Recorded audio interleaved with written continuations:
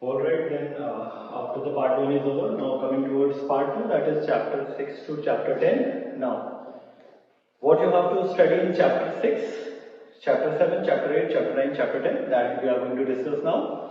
In chapter 6, the major question which is coming from the topics that are Harvard step test, actually this is for cardiorespiratory system, and Rickley and Jones test. It is actually specially designed for the senior citizens. So these two tests are very much important for the board exam.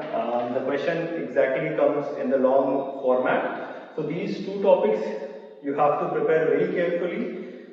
For the 2 marks also, if they are asking for the general description, then you can also tell, and especially for the long answer, which is for 5 mark questions.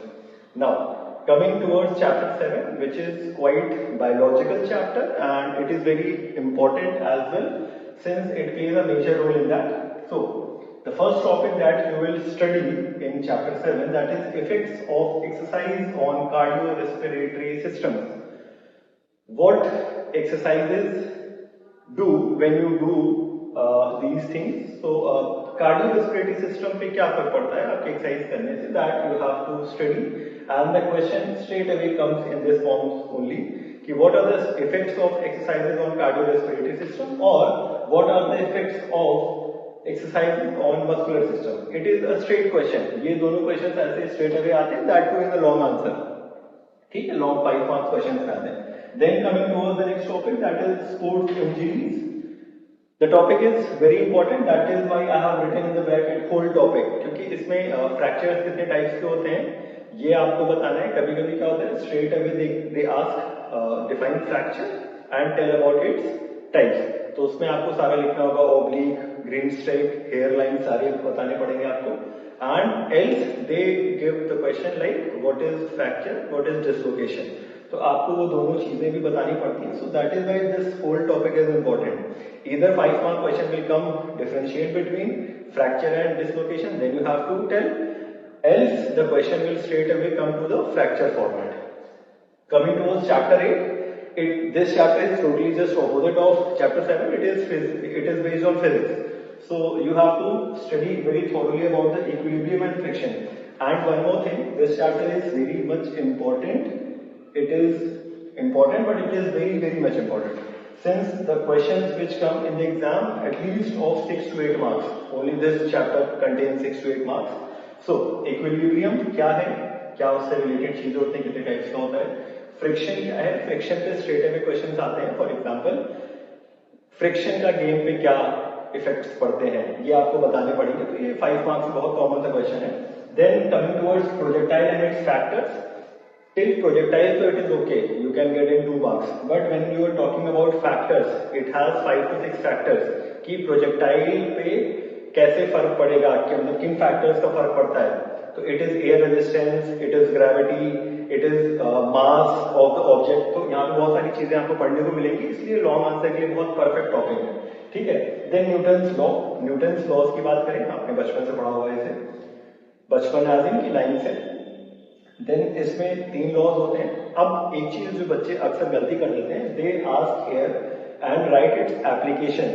कभी कभी वो कहते हैं कि write example related to sports, कभी कभी they actually write only applications. You have to write only application. In that case बच्चे ये गलती करते हैं कि वो कुछ भी समझाने लगते हैं एग्जांपल्स में. हमें कुछ नहीं समझाना है, हमें सिर्फ गेम से रिलेटेड समझाना है. Be very specific in that. अगर यहाँ पे कोई भी एग्जांपल आपसे पूछा जा रहा है पीरियड में, you have to tell only related to the games, that's all. ठीक है. Then coming towards chapter 9, it is totally based on psychology. So in this the 2 theories are very important. Jung personality theory and Big 5 theory. Jung ने बताया हुआ था कि इसमें थोड़ा सा elaborate करेंगे इसको आगे की वीडियोस में, theories क्या है, but this is totally straight away comes in 3 marks or 5 marks. Very commonly.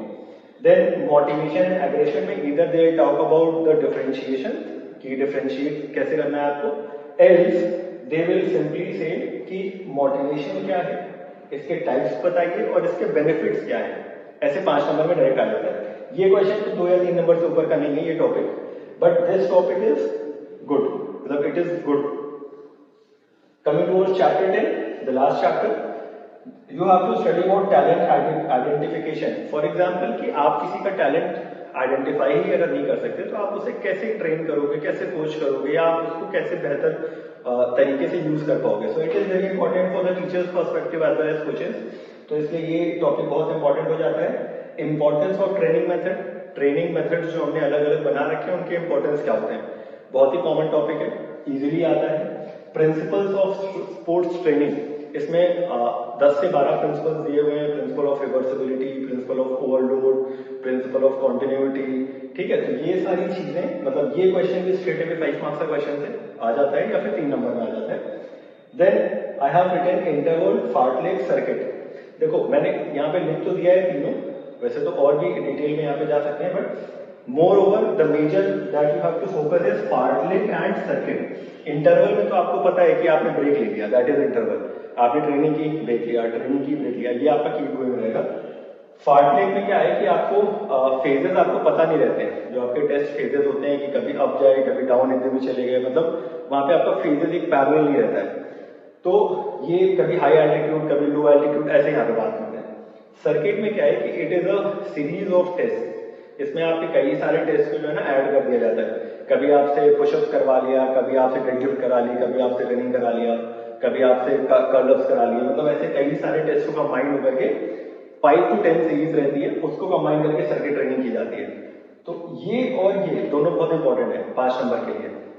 अब तो कभी कभी ऐसा हो रहा है कि केस स्टडी का जो क्वेश्चन है उसमें या तो वो फार्टलेक का एक डायग्राम दे देते हैं या वो सर्किट ट्रेनिंग का डायग्राम दे देते हैं और उसको उन्होंने आपसे केस स्टडी के क्वेश्चन पूछ लिए, या तो उसमें वो कर रहे हैं या फिर आपसे स्ट्रेट अवे लॉन्ग आंसर्स में आपसे बात कर रहे हैं. ठीक है, लॉन्ग क्वेश्चंस में. तो ये जो टॉपिक्स है, these topics you should note and start studying thoroughly. Rest अब इसके बाद जो मेरी अपलोडेशन रहेगी वीडियो की, उसमें मैं ये बताऊंगा कि इन्हीं टॉपिक्स पे क्वेश्चंस कैसे बनते हैं, इधर 5 मार्क्स और 3 मार्क्स, या केस स्टडी के क्या चांसेस रहते हैं. फिलहाल तो पहले हम 5 मार्क्स के क्वेश्चन डिस्कस करेंगे कि सारे 1 to 10 चैप्टर्स में कैसे क्वेश्चन बन सकते हैं 5 मार्क्स में, तो हम उसकी यहाँ पे बात करेंगे. रेस्ट आज का जो आपका टाइम रहेगा टोटली डेडिकेट करिए आप इस पे, और उम्मीद है कि आपको वीडियो बेहतर लगी हो, आपको कुछ इससे हेल्प मिली हो. बहुत ही ध्यान से पढ़िएगा, जो भी टॉपिक्स है बहुत इंपॉर्टेंट है. और आज का पैटर्न ऐसा है कि अब चीजें बहुत डिफरेंट आ रही है, क्वेश्चन बहुत अलग पूछे जा रहे हैं. आगे की वीडियो में आपको बताऊंगा कि कैसे क्वेश्चन मोड करके पूछे जाते हैं. तो उम्मीद करता हूं कि वीडियो आपको अच्छी लगी हो. Thank you so much for the patience and study hard. You have to achieve at least 70 out of 70, क्योंकि उससे नीचे तो कोई मतलब ही नहीं है ऑप्शनल में. तो गो अहेड.